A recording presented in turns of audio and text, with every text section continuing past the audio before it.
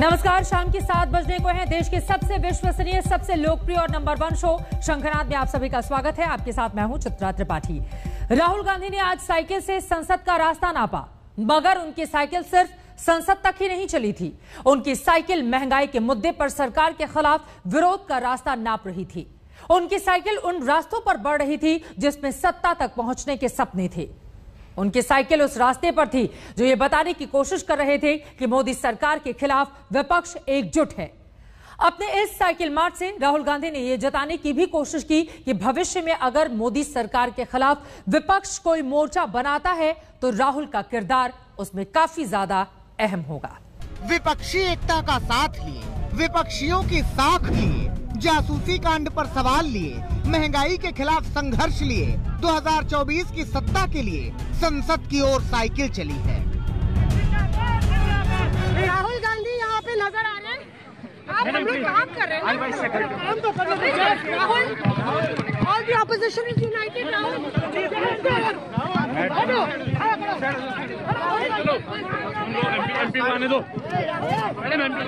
यहाँ पे राहुल कुछ बोलते हुए नहीं, जाहिर तौर पे तमाम टीम को साथ लेने के लिए राहुल गांधी ने अपनी साइकिल पर ब्रेक लगाया। राहुल गांधी के आवास से संसद भवन की दूरी कहने के लिए तो सिर्फ 2.5 किलोमीटर और रास्ता महज 6 मिनट का है, लेकिन विपक्षियों की साइकिल सिर्फ इस दूरी को नापने के लिए नहीं चली थी, बल्कि महंगाई के विरुद्ध सरकार के शिखर पर दस्तक देने के लिए चली थी। सरकार की नीतियों पर विपक्षी एकता का हथौड़ा मारने के लिए चली थी। 2024 में विपक्षी एकजुटता का संदेश देने के लिए चली थी। संसद की ओर साइकिल चली थी। ये राजपथ है, सचिन राजपथ दिखाइए, और आगे राहुल का काफिला है। हम आपको कोशिश करेंगे वो पूरा रूट मैप शुरू से अंत तक फॉलो करें, जिस पर राहुल गांधी और तमाम विपक्षी नेता निकल पड़े हैं। जाहिर तौर पे ये वो वक्त है जब कांग्रेस अपना झंडा बुलंद करने की कोशिश में है। मनोज जी, सर, आपकी साइकिल की स्पीड को देख के हमको साइकिल पकड़नी पड़ी, पर ये तो हमने कवरेज के लिए पकड़ा है।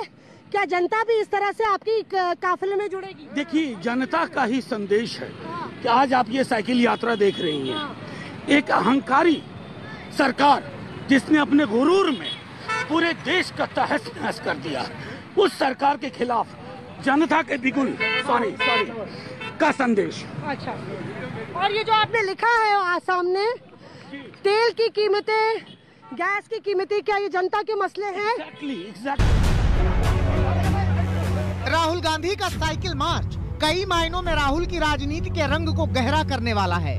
2024 के लिए राहुल गांधी ने एक बार फिर से तमन्नाओं के तीर फेंके हैं। उनकी तीर की तकदीर में कैसा आसमान होगा ये जानने में समय है, लेकिन हाँ, कांग्रेस के खेमे में खुशियाँ जरूर बिखर आई हैं।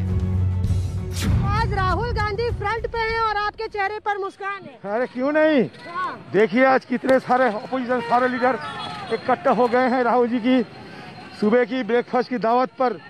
और सारे कुल मिला के जितने सारे विपक्षी दल थे सब आज ये सौगंध खाते हुए ये कहा कि अगले दिन मोदी सरकार के खिलाफ हमारा जंग तेज होगी, हमारा संघर्ष तेज होगी, और हिंदुस्तान की जो बुनियादी सत्ता है, हमारा जो संविधान है, ये संविधान को बचाने के लिए। दादा ये बताइए, ममता बनर्जी हो, अरे ममता दीदी होंगी लीडर की, राहुल गांधी होंगे विपक्ष के? देखिए आज लीडर बनर्जी कह रहे ममता दीदी है लीडर। नहीं, ऐसा कोई नहीं कहा। हम सब मिलकर लड़ेंगे, यही कहा आज। 15 दलों के नेता एक साथ साइकिल चला रहे थे, कुछ विरोध में, कुछ क्रोध में, कुछ उम्मीद में, कुछ उत्तेजना में। भावनाओं के अतिरेक में उबलते हुए विपक्षी नेता चले जा रहे थे। संसद की ओर साइकिल चली है। बाकी दल क्यों नहीं आए? सारे दल साइकिल चला लेके आ रहे हैं। सारे दल के लीडर पीछे साइकिल में, आप लोग कवर कीजिए। सारे पार्टी आज अटेंड किए। सारे विभिन्न विपक्षी दल एक साथ आए। हम सभी ने उस समय ये निर्णय लिया कि सदन को ये सरकार बंद करके रख रही है। मंदिर की जो ये चाबी मोदी जी अपने पास रखी है, मंदिर उन्होंने बंद करके रखा है। तो विपक्षी दल यही चाहता है कि लोगों की जो आक्रोश है वो हम सड़क तक लेके जाएं। कुछ मौसम की उमस, कुछ सूरज की तपिश और कुछ साइकिल चलाने की आदत छूट जाने के चलते कांग्रेस के कई सांसदों ने साइकिल छोड़ भी दी। कांग्रेस के सांसद खुद काफी गायब हो गए, साइकिल नहीं चला पाए। नहीं, पूरा कांग्रेस वाला है इसमें, ऑल पार्टी है। आज राहुल गांधी का इन्विटेशन पे टिफिन पे चर्चा करे।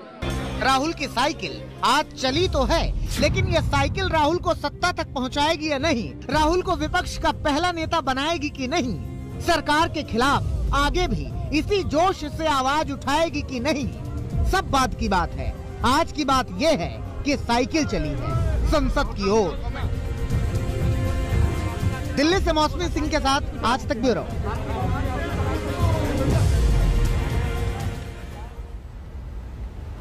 साइकिल पर चढ़कर सत्ता की ओर देख रहे विपक्षी दलों की सबसे बड़ी समस्या यह है कि विपक्षी दलों में एकता का गहरा अभाव है। एकता हो भी जाए तो नेता कौन होगा, ये बड़ी समस्या है। मगर इन दोनों समस्याओं को स्वार्थ के जरिए सियासत के सांचे में ढाल लेने की एक कवायद आज राहुल गांधी ने की। राहुल गांधी ने आज ब्रेकफास्ट का आयोजन किया। इस आयोजन में 15 दलों के नेताओं ने शिरकत की, लेकिन हैरानी इस बात की रही कि राहुल के बुलावे पर आम आदमी पार्टी और बीएसपी ने इस न्योते से दूरी बनाकर रखी थी।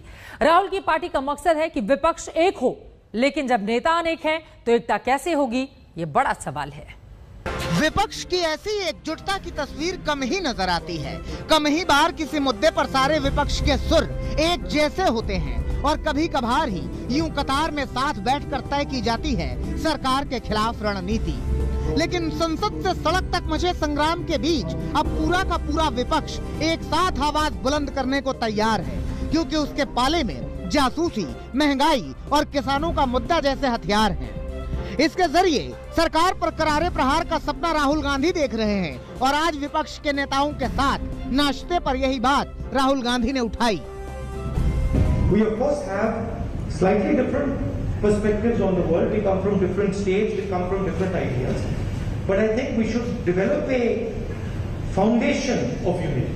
And then within that foundation of unity, we can have a few discussions and few arguments where we disagree with each other. But I think it is important that now we start to come up with the principles of the foundation of this unity. Finally, Kharge ji mentioned something which is, I don't know if many of you would like to do it or not, and it's completely up to you. यूं तो सरकार के खिलाफ विपक्ष पहले से ज्यादा मुखर है, तालमेल भी बेहतर दिख रहा है। राहुल की पिछली बैठक से तृणमूल कांग्रेस नदारद थी, लेकिन इस बार ममता की पार्टी के नेता भी इसमें शामिल हुए। इसके साथ ही NCP, DMK, Samajwadi party, RJD, CPI, CPM, national conference समेत 15 विपक्षी दलों के नेताओं ने साथ आकर सरकार के खिलाफ मोर्चाबंदी का खाका तैयार किया। बैठक के बाद विपक्षी नेताओं ने जैसे तेवर दिखाए, उससे साफ है कि पिछले कुछ दिनों से जारी सियासी संग्राम अब और भी तेज होगा। वो नौटंकी है। ये देखिए, जब हम सारे party 60% people are with us in this country, जब 60% लोग और उनके प्रतिनिधि मिल के एक निर्णय लेते हैं और पार्लियामेंट में उसकी चर्चा चाहते हैं पेगासस इशू पे, जो आप जासूसी कर रहे हैं, प्रेस वालों की जासूसी कर रहे हैं, जो आर्मी की चीफ की जासूसी अपोजिशन लीडरों की कर रहे हैं, प्रिंट मीडिया की कर रहे हैं, उसके खिलाफ हम लड़ रहे हैं। ये नौटंकी है। इस देश में न्याय, फ्रीडम, कोई भी चीज महफूज नहीं है। महंगाई की हालत देख लीजिए, कृषि कानूनों के माध्यम से जासूसी, बेरोजगारी। तो एक कॉम्प्रिहेंसिव चर्चा हुई और चर्चा के माध्यम से ये तय हुआ कि संघर्ष का विकल्प है सदन के अंदर और सड़क पर। नेताओं के साथ नाश्ते वाली पॉलिटिक्स का बड़ा मकसद सरकार की घेराबंदी तेज करना है। साथ ही इसी बहाने राहुल गांधी भविष्य की राजनीति का खाका रचने की भी कोशिश कर रहे हैं। राहुल की कोशिश है कि ऐसी मुलाकातों के जरिए मोदी बनाम ऑल का माहौल बनाया जाए। 2024 में बीजेपी को रोकने के लिए अभी से तैयारी की जाए और सबसे बड़ी बात, खुद को लीडर के तौर पर पेश किया जाए। हालांकि बीजेपी को राहुल की इस कवायद में कोई दम नजर नहीं आ रहा है। यही वजह है कि कोई कांग्रेस को डूबती नाव तो कोई इस कोशिश को भानुमति के कुनबे जैसा बता रहा है। कौन डूबती हुई जहाज के साथ जुड़ेगा? बंगाल में आपने कांग्रेस का प्रदर्शन अभी देखा है। शायद शून्य है वहाँ, जबकि कांग्रेस के लोकसभा में नेता अधीर रंजन चौधरी हैं। उत्तर प्रदेश में आपने देखा समाजवादी पार्टी के साथ मिलकर के विधानसभा का चुनाव लड़े थे और फिर अभी लोकसभा का चुनाव लड़े। स्वयं उत्तर प्रदेश की जनता ने उनको नकार दिया। अगर वो केरला से चुनाव नहीं लड़े होते तो आज लोकसभा में नहीं होते। तो अब वो अपनी संभावनाओं को क्या तलाशेंगे, देश उन्हें नकार चुका है। और आज जो चाय पानी रखी है, कहीं की ईंट कहीं का रोड़ा, राहुल गांधी ने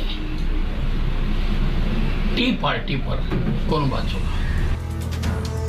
लेकिन जमीन पर देखें तो अगर पूरा विपक्ष साथ आता है तो बीजेपी के मिशन 2024 पर इसका असर पड़ सकता है, क्योंकि 200 सीटों पर बीजेपी और कांग्रेस में सीधा मुकाबला है। 175 सीटों पर क्षेत्रीय दलों और बीजेपी का मुकाबला है। लेकिन बड़ा सवाल ये है कि एक विपक्ष और अनेक नेता का फॉर्मूला चलेगा कैसे। राहुल के न्योते से बीएसपी और आम आदमी पार्टी आज भी दूर ही रहे हैं। माना जा रहा है कि दोनों पार्टियां यूपी चुनाव से पहले कांग्रेस के साथ नजर नहीं आना चाहती। इसके साथ सवाल ये भी है कि क्या राहुल की अगुवाई में सभी विपक्ष के नेता साथ आने को तैयार होंगे, और अगर बात नहीं बनी तो ऐसी कोशिशों का नतीजा क्या होगा। दिल्ली से आनंद पटेल और मौसमी सिंह के साथ आज तक ब्यूरो। इधर संसद के बाहर नाश्ते पर चर्चा चली और साइकिल से संसद नापने की कोशिश हुई, तो उधर संसद में भी रोज की तरह आज भी शोर ही शोर सुनाई दिया। वहीं महंगाई, जासूसी कांड और वही किसानों के मुद्दे पर आज भी संसद चली कम रुकी ज्यादा। लेकिन इस शोर शराबे के बीच मालूम चला कि पिछले 10 दिनों में सरकार ने संसद में 12 विधेयक पास करा लिए। अब विपक्ष पूछ रहा है कि जब संसद में काम ही नहीं हुआ तो 12 विधेयक बगैर चर्चा के कैसे पास करा लिए गए। विधेयक है या फिर चाट पापड़ी।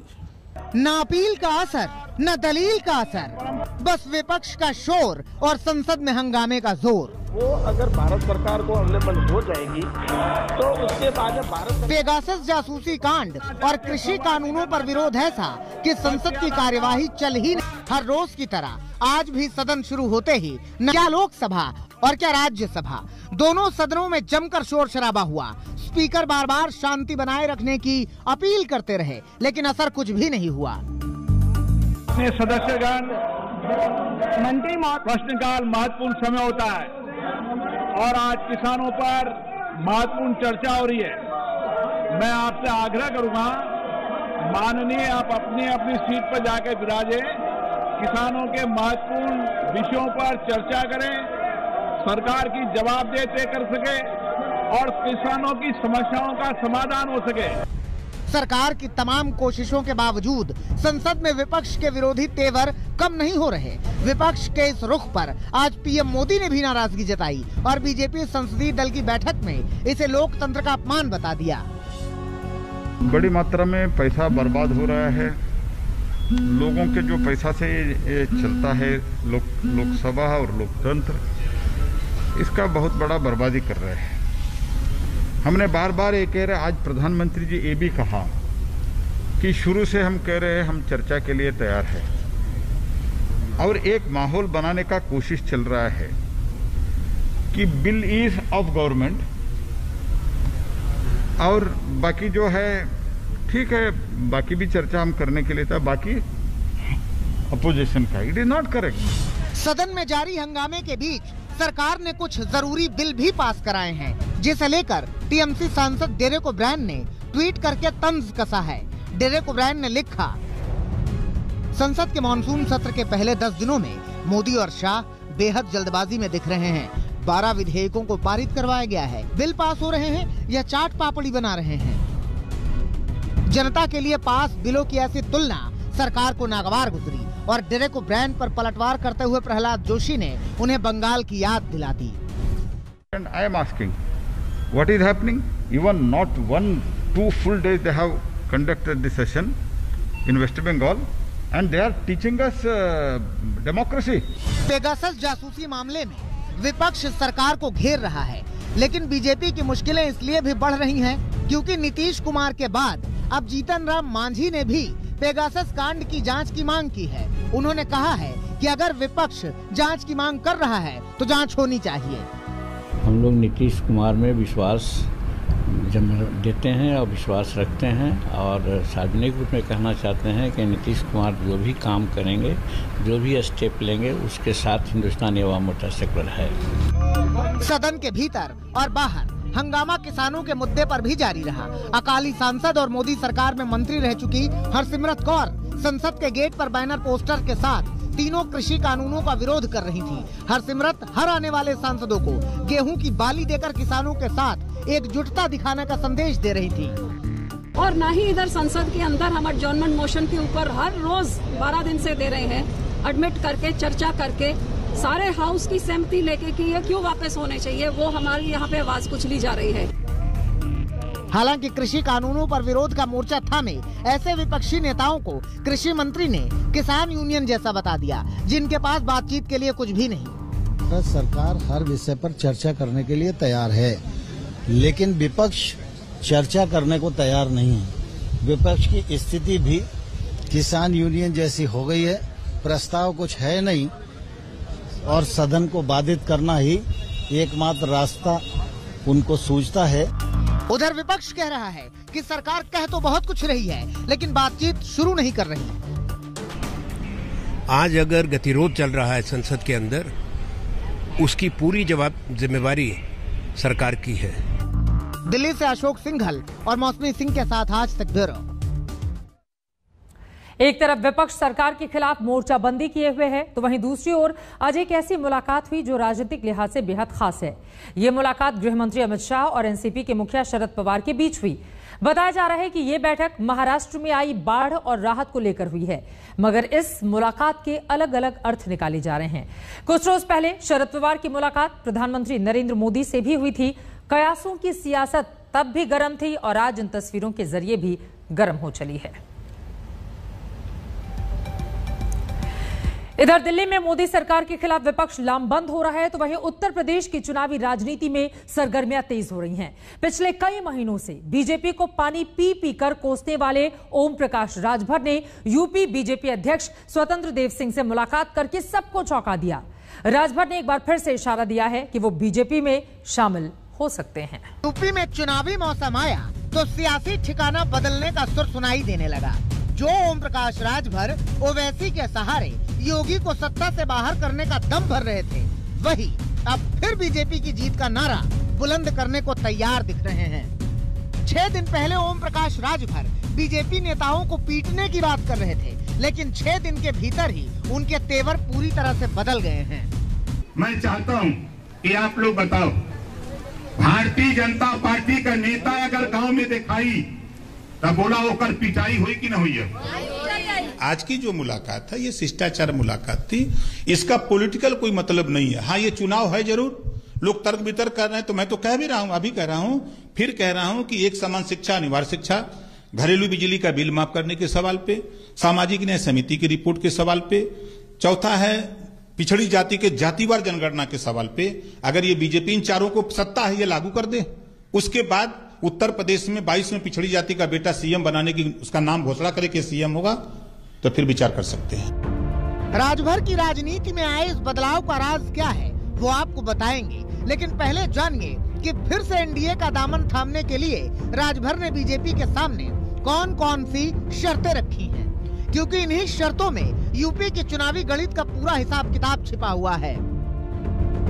राजभर की मांग है कि देश में जातीय आधार पर जनगणना हो, सामाजिक न्याय की रिपोर्ट को लागू किया जाए और पिछड़े के बेटे को सीएम प्रोजेक्ट किया जाए।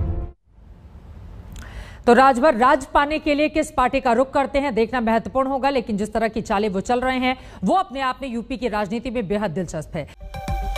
शाम के 7:30 बजने को है। शंखनाद में एक बार फिर से आप सभी का स्वागत है। मैं हूं आपके साथ चित्रा त्रिपाठी।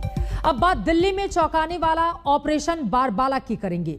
देश की राजधानी में कोरोना काल के बीच अय्याशी का काला खेल चल रहा है। हमारे संवाददाता नितिन जैन ने अपने खुफिया कैमरे में जो तस्वीरें कैद की हैं वो आपको हैरान कर देंगी। दिल्ली में संसद से महज 500 मीटर की दूरी पर बारबालाएं नाच रही हैं। दिल्ली में बारबालाएं नाच रही हैं, कोविड की धज्जियां उड़ाई जा रही हैं। ना कोई रोकने वाला, ना कोई टोकने वाला, ना ही कोई एक्शन लेने वाला है। देखिए आज तक का बड़ा स्टिंग ऑपरेशन बारबाला। आज तक का बड़ा स्टिंग ऑपरेशन दिल्ली के बारबालाओं का घिनौना खेल। संसद से 500 मीटर की दूरी पर अय्याशी का अड्डा।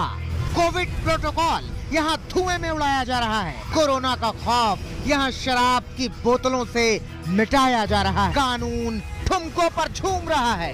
अय्याशी की ये तस्वीरें हम आपको दिखा नहीं सकते, लेकिन यहाँ मचे शोर में अंदाजा लगाया जा सकता है कि महफिल पूरे शबाब पर है। लाल पीली नीली जलती बत्तियां, धुएं से भरा हॉल और टकराते जाम अय्याशी की पूरी कहानी बयां कर रहे हैं। मुंबई की बार बालाओं के बारे में तो आपने बहुत बार देखा सुना होगा, लेकिन आज तक की टीम जब संसद से कुछ ही दूरी पर एक बार में पहुंची तो तस्वीरें हैरान करने वाली थी। पंचकुइया रोड और पहाड़गंज में अय्याशी के बार धड़ल्ले से चल रहे थे। तेज आवाज से भरे हॉल में बार बालाएं अपने हुस्न की नुमाइश कर रही थी। हर ठुमके पर नोट हवा में उछाले जा रहे थे। हुक्के के गुड़गुड़ के साथ अय्याश ज़ादे अपने चरम पर नजर आ रहे थे। आज तक ने अपने खुफिया कैमरे में हैरान करने वाली तस्वीरें कैद की और इस पूरे खेल को समझने की कोशिश भी की। आखिर कैसे मॉनसून सत्र के दौरान संसद से महज 10 मिनट की दूरी पर यह अय्याशी का पूरा खेल चल रहा है। आखिर प्रशासन की नाक के नीचे ये शोर किसी को सुनाई क्यों नहीं दे रहा था? कहाँ था कोरोना का प्रोटोकॉल? कहाँ से आई दिल्ली में बार बालाएं? सबसे पहले हमारी मुलाकात हुई बार के बाउंसर से। हमें बार के बाहर कोई नाम नहीं दिखाई दिया, तो हमने इसकी वजह जानने की कोशिश की। बाउंसर ने बताया कि बार का नाम मुंबई ड्रीम है, जो अब बदल रहा है, जिसकी वजह से बोर्ड को हटाया गया है। यानी कभी जो लोग बार का सपना लेकर मुंबई जाते थे, उनकी अय्याशी का इंतजाम अब दिल्ली में किया जा रहा है। नाम तो इसका मुंबई ड्रीम है, मुंबई ड्रीम नाम है। एक्चुअली नाम ना चेंज हो रहा है इसका। अच्छा, तो वो बोर्ड हटा रखा है, इसका नाम चेंज हो रहा है। चेंज करा इसका बहुत हो गया। शनिवार का दिन वीकेंड होने की वजह से महफिल अपने शबाब पर थी। नशे में एक दूसरे पर लोग लदे हुए थे। न सोशल डिस्टेंसिंग और न ही कानून का डर। पूरा खेल मालिक ने सेट कर रखा था कि टेंशन लेने की कोई जरूरत नहीं है। न वीडियो बाहर जाएगा और न ही प्रशासन से कोई आएगा। बेफिक्र होकर बस मजे करिए। ये लोगों को कुछ नहीं है, ये है कि मास्क के लिए डेली सफाई होगी ना, ग्रुप पे मैसेज आता है कि हाँ हमने चेक बता दो तो हमारा आप खा रहे हैं, कुछ ड्रिंक कर रहे हैं, तो मास्क का मतलब है आप चलिए, कुछ नहीं होता। ये कोई ऐसी वीडियो नहीं आती। ये लोग एसडीएम का ग्रुप बना हुआ है, ये सब बालों की वीडियो बनती है वहाँ लोग सिविल डिफेंस वाले और एसडीएम के आते हैं। कुछ नहीं, वैसे नहीं आता वीडियो। ये लोग ग्रुप पे डालेंगे, सभी बार में गए जो स्टाफ में नहीं नो टेंशन सर आपसे अधिकार होगी इस चीज की। सर पता क्या इशू क्या है, जब चेकिंग पर आ गए ना वीडियो बन गई जो आए थे हो रही है, देखना पड़ेगा। सर बता रहा हूँ ना, सीधा 15 दिन के बाद सील है। चलान नहीं है, 1000 चलान में बहुत में टेंशन नहीं है। 15 दिन के नोटिस आता है बार सील। ये प्रॉब्लम है सर बड़ी। बार के बाहर हमें कुछ पुलिस वाले नजर आए। हमने उनकी कहानी समझने की कोशिश की तो पता चला कि कानून के नाम पर खाना पूर्ति हो रही है। पूरे साल का पैसा बंधा हुआ है। कस्टमर को डरने की जरूरत नहीं, क्योंकि अगर कस्टमर डर जाएगा तो फिर दोबारा नहीं आएगा।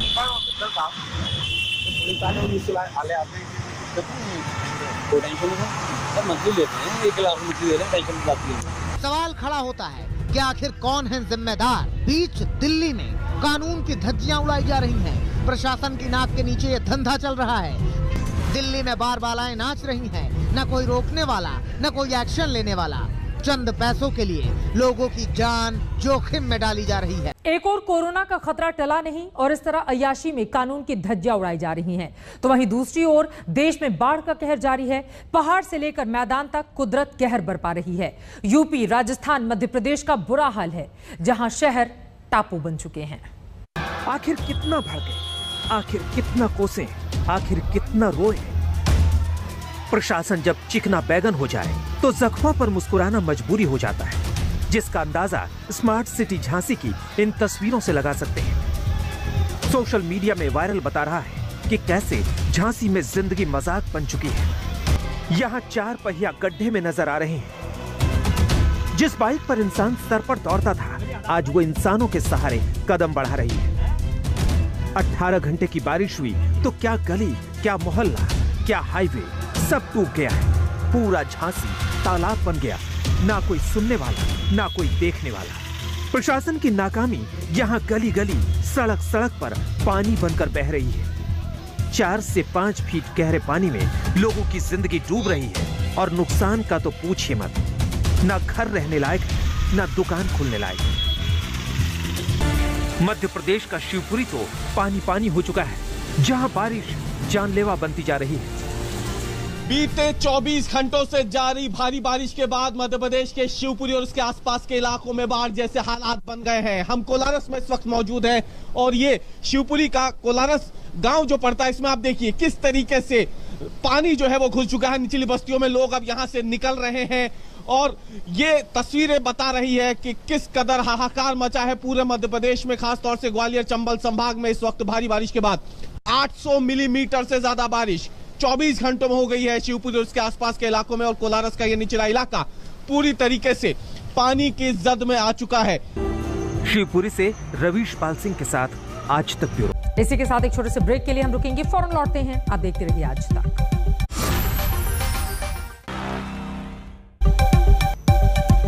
नमस्कार, गुड इवनिंग, मैं हूं विक्रांत गुप्ता।